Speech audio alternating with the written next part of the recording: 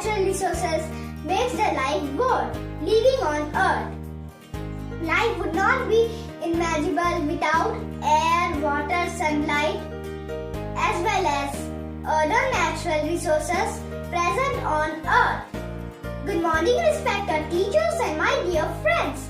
I am Anushka God of Class 2C. Today we are celebrating World Conservation Day. To increase awareness about best practice, protect our natural resources.